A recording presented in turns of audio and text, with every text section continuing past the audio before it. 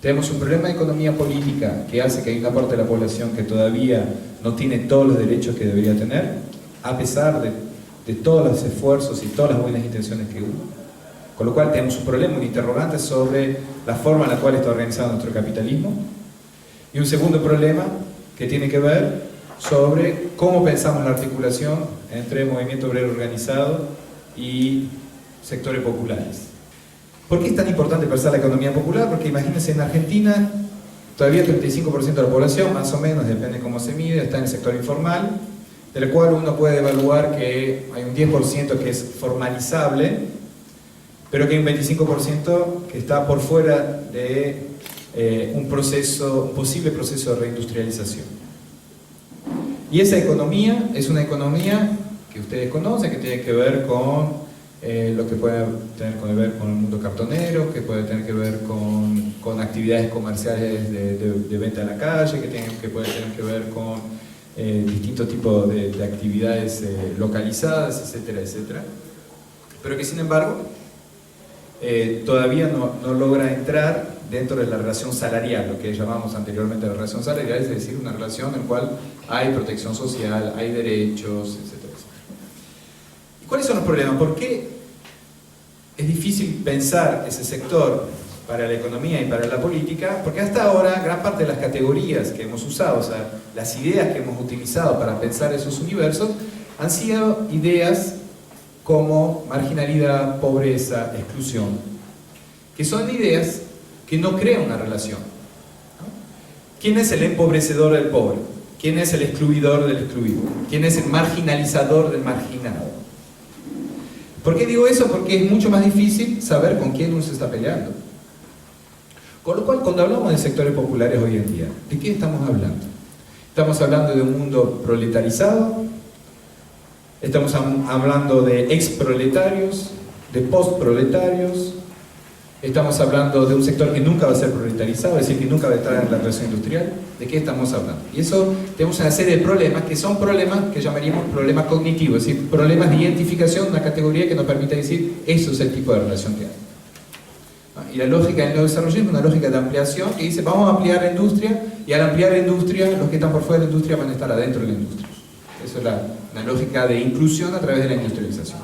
Problema es que gran parte de los procesos históricos de proletarización, que es exactamente eso, ¿no? Reindustrializar sectores que no lo están, históricamente siempre fueron procesos muy violentos o han fracasado. Y si hay una reproletarización activa, implica mediaciones no violentas para que eso ocurra. Les decía antes, ¿qué es lo común entre todas esas ramas heterogéneas de las actividades de la economía popular? Si ya lo que ha cambiado en los últimos años en el mundo ha sido la financiarización de la economía. Es decir, que gran parte de la economía, la acumulación de capital, se ha vertido a la valorización financiera. Es decir, son las finanzas las que dominan gran parte de la dinámica del capital. Eso es válido a nivel internacional, eso lo padecen muchos estados, fíjense la crisis europea actual, pero eso además ha performado a las sociedades, ha atravesado las sociedades, ha entrado dentro de la sociedad, mucho más de lo que percibimos.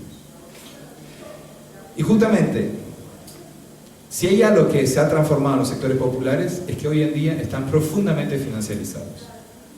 Hoy en día podríamos decir que estamos en una nueva etapa, siguiendo el trabajo de un italiano que se llama Lazzarato, en el cual hay una nueva funcionalidad de los sectores populares, que son endeudados. Y si hay algo que ha ocurrido en Argentina y que está absolutamente invisibilizado por el momento, por la academia y creo que también por la política, tiene que ver con ese nivel de endeudamiento.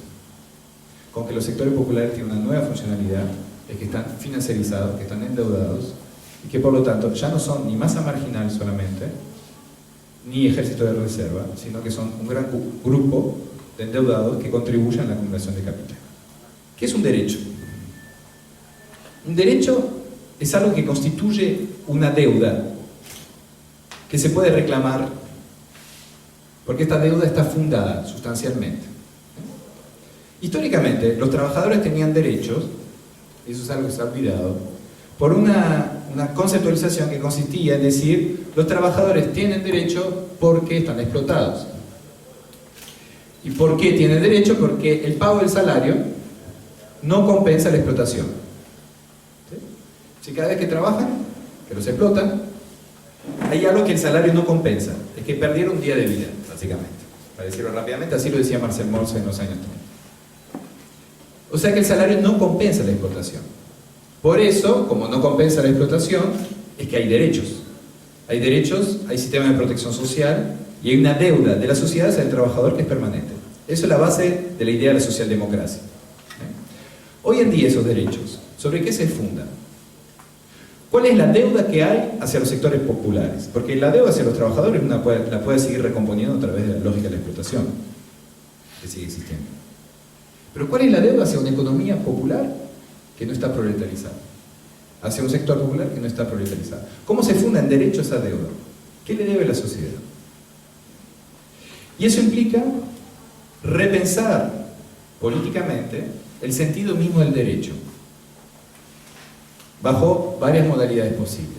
Primera modalidad sería demostrar, o que me terminen de creer, de que los sectores populares están efectivamente financiarizados y que esta financiarización es una nueva forma de explotación y que por ende tienen derecho como trabajadores explotados por las finanzas, con lo cual eso funda sustancialmente derechos políticos y que son derechos políticos que políticamente pueden ser reivindicados, o buscar nuevas formas morales, éticas o políticas, llámenlo como quieran, de producir una deuda de la sociedad hacia los sectores populares.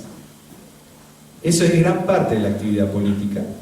Consiste justamente en fundar una economía política que le deba a aquellos que están en el último escalafón de la jerarquía social. Y construir esa deuda es todo lo contrario de la caridad, es todo lo contrario de la asistencia, sino que es la lucha política por el reconocimiento de derechos históricos fundado sobre una relación que es una relación de deuda, sea una deuda por explotación, sea una deuda fundada sobre algún principio moral político, como puede ser la igualdad o la autonomía, por ejemplo.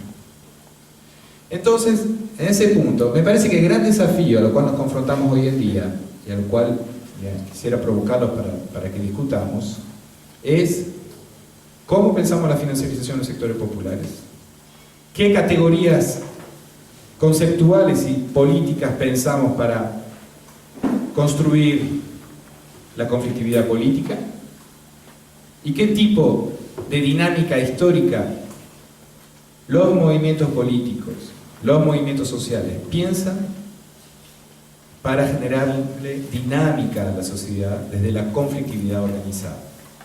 Porque la dinámica de la historia no es otra cosa que la organización del conflicto. Y parte del trabajo de la academia y de la militancia es organizar socialmente el conflicto para que la sociedad se transforme.